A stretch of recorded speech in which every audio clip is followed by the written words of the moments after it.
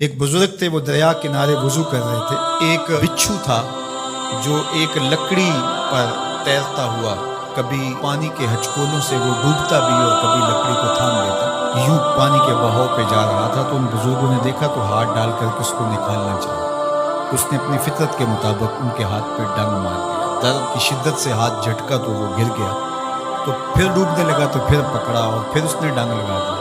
7 مرتبہ اس نے ڈنگ مارا اور آپ اس کو نکال کے 8ویں مرتبہ باہر نکالنے کی کوشش کر رہے ہیں۔ تو مرید نے کہا جو پاس بیٹھا تھا، حضرت یہ بار بار آپ کو ڈنگ مارتا اور آپ اس کو نکالنے کے لیے کوشاں ہیں۔ فرمایا وہ اپنی بری فطرت سے باز نہیں آتا، میں اپنی اچھی عادت سے باز کیسے آ جاؤں؟ تو لوگوں کے ساتھ رویہ اچھا رکھے، وہ جو بھی رویہ رکھے۔ ہم کہتے ہیں کوئی اینٹ اٹھائے گا تو ہم آگے سے پتھر اٹھائیں گے، تو یہ کیا کمال ہوا؟ لوگ کہتے ہیں تم 1 قدم پیچھے ہٹو گے، میں 10 قدم پیچھے ہٹوں گا، تو یہ کیا کمال ہوا؟ تم کہو میاں تم جتنے مرضی قدم پیچھے ہٹو، میں بھاگ کے تمہارا دامن پکڑ لوں گا، تمہیں جانے نہیں دوں گا، ایک دن تجھ کو بھی جیت لوں گا محبت کے زور پہ۔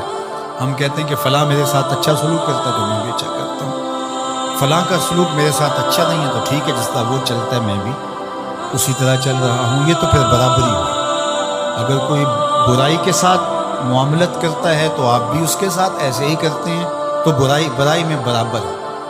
اور اگر آپ کے ساتھ کوئی اچھا سلوک کرتا ہے تو آپ بھی اس کے مقابلے میں اچھا کرتے ہیں، تو پھر بھی آپ برابر ہیں، لیکن اچھائی میں برابر ہیں۔ تیسری صورت یہ ہے کہ کوئی آپ سے اچھا سلوک کرتا ہے اور آپ اس سے برا سلوک کرتے ہیں، یہ بدترین صورت ہے۔ اور سب سے بہتر صورت کیا ہے کہ کسی کا رویہ تلخ بھی ہو، کسی کا انداز نامناسب بھی ہو، کوئی آپ کے ساتھ برا سلوک بھی کرتا ہو لیکن آپ اس کے ساتھ اچھا سلوک کرتے ہیں۔ خون کا رشتہ ہے، دودھ کا رشتہ ہے، وطن کا رشتہ ہے، ہمسائیگی کا رشتہ ہے، آپ کے ساتھ اس کی تعلق داری ہے، آپ کے آباء و اجداد کی آپس کے اندر سانجھ تھی اور آپ اس کو نبھا رہے ہیں۔ تو یہ ہے بہترین رویہ کہ کسی کا کوئی بھی رویہ ہو آپ اس کے ساتھ اچھا رویہ اختیار کریں۔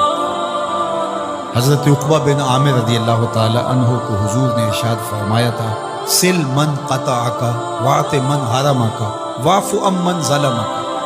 اے عقبہ بن عامر، جو تجھ سے تعلق توڑے تو اس سے تعلق جوڑ، جو تجھے محروم رکھے تو اس کی جھولیاں بھر دے، اور جو تیرے پہ زیادتی کرے تو اس کو معاف کر دے، اس سے درگزر فرما۔ یہ بہترین کردار ہے جس سے ایک اچھا ستھرا پاکیزہ اور مناسب معاشرہ ترتیب پاتا ہے اور ترکیب پاتا ہے۔ تو میرے اور آپ کے آقا و مولا نے ہمیں یہ تلقین کی، بلکہ فرمایا جو یہ چاہتا ہے کہ اس کی عمر میں برکت ہو اور رزق میں اضافہ ہو، وہ رشتہ داروں کے ساتھ سلوک اچھا کرے۔ یہ راز ہے عمر میں برکت کا اور رزق میں اضافے کا۔ رشتہ داروں کے ساتھ اگر سلوک اچھا کرو گے تو تمہاری عمر میں بھی برکت ہوگی، تمہارے رزق میں بھی برکت ہوگی۔ تو ہمیں یہ تلقین کی، رشتہ دار تو دودھ یا خون کی سانجھ سے رشتہ دار بنتے ہیں، کوئی عام انسان بھی ہو، ہمیں تو ان کے ساتھ بھی اچھا رویہ اختیار کرنے کی تلقین کی گئی۔ حتیٰ کہ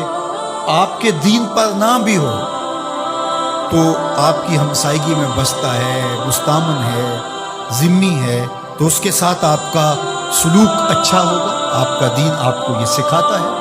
شیخ سعدی بولے، شنیدم کے مردان راہ خدا، دلے دشمنا ہم نہ کردن تنگ، تو را کے میسر شودی مقام کہ با دوستانت خلاف است و جنگ۔ میں نے سنا ہے کہ جو اللہ کے بندے ہیں وہ تو دشمنوں کا دل بھی نہیں دکھاتے۔ تجھے تصوف کے مراتب رفیع کیسے نصیب ہو سکتے ہیں؟ تو اپنوں سے جنگ چھیڑ کے بیٹھا، تو اپنوں کے گریبان پھاڑ رہا ہے، اپنوں کی پگڑیاں نوچ رہا ہے، اور تو اپنی رشتہ داریوں کو توڑ رہا ہے، تو اپنے ہم منصبوں کے ساتھ الجھاؤ میں مبتلا ہے، اپنے ہم مسلکوں ہم مشربوں کے ساتھ تیرا الجھاؤ چل رہا ہے، تیری لڑائی چل رہی ہے۔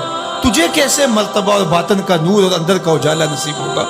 جو اللہ کے بندے ہیں وہ تو دشمنوں کا بھی دل نہیں دکھاتے۔ انسان تو انسان رہے، وہ تو جانوروں کے ساتھ بھی رویہ اچھا رکھتے ہیں کہ یہ اللہ کی مخلوق ہے۔ مخلوق ہونے کے ناطے سے الخلق و عیال اللہ، تمام مخلوق اللہ کا کنبہ ہے، اور اس کے ساتھ اس نے سلوک، ان کا کچھ بھی رویہ ہو۔ حضور کے غلام اور اسلامی معاشرہ، اس میں یہ کس طرح چیزیں پنپ سکتی ہیں کہ ہم نفرتوں کو فروغ دیں اور کہیں کہ نہیں ہم ایسے کر دیں گے، اس نے میری طرف یوں دیکھا ہی کیوں ہے، لہٰذا میں تو اب اس سے ساری زندگی ہم کلام ہی نہیں ہوں گا۔ تو رویوں کی خوبصورتی اور صلہ رحمی یہ ہمارے دین نے ہمیں سے